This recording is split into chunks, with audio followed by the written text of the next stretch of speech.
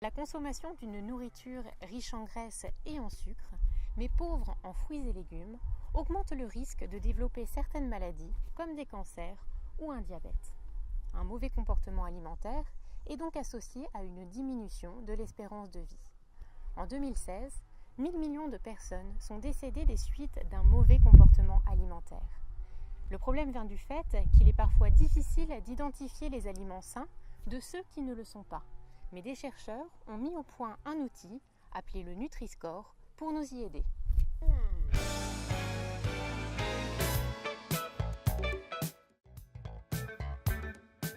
Peu de personnes ont le temps et l'envie d'étudier minutieusement les étiquettes situées au dos des produits que nous retrouvons en grande surface. Des chercheurs ont donc mis au point un code couleur pour nous permettre d'identifier si un aliment est sain ou non en un seul coup d'œil. Ce code couleur s'appelle le Nutri-Score et il a été adopté par le ministère de la Santé français en 2017. Je vous propose de retrouver Pauline Ducrot qui travaille à Santé publique France pour nous expliquer comment et par qui le Nutri-Score a été élaboré. Le Nutri-Score, il a été tout d'abord initié par l'équipe du professeur Serge Arberg, donc par différents travaux scientifiques.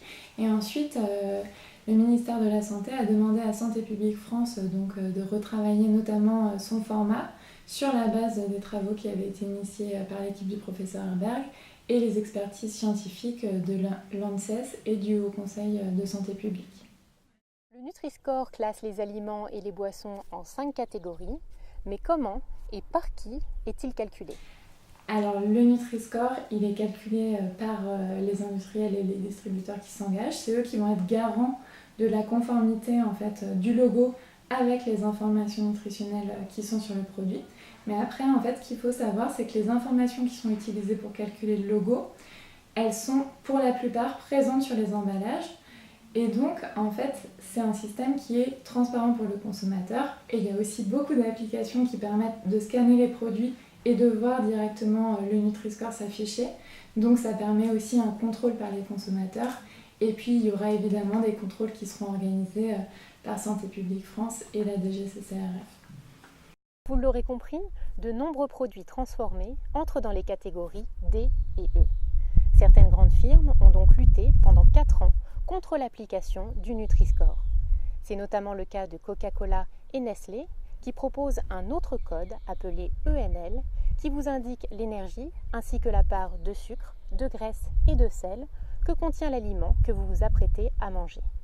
Sauf que cette portion est variable et qu'elle est définie par l'industriel qui commercialise le produit.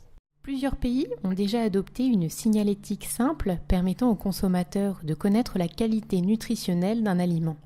C'est notamment le cas de la Suède depuis 1980 avec la Green Keyhole, le Royaume-Uni depuis 2005 avec les feux tricolores, les Pays-Bas depuis 2006 avec le logo Choices et la Nouvelle-Zélande et l'Australie en 2014 avec le Health Star Rating System.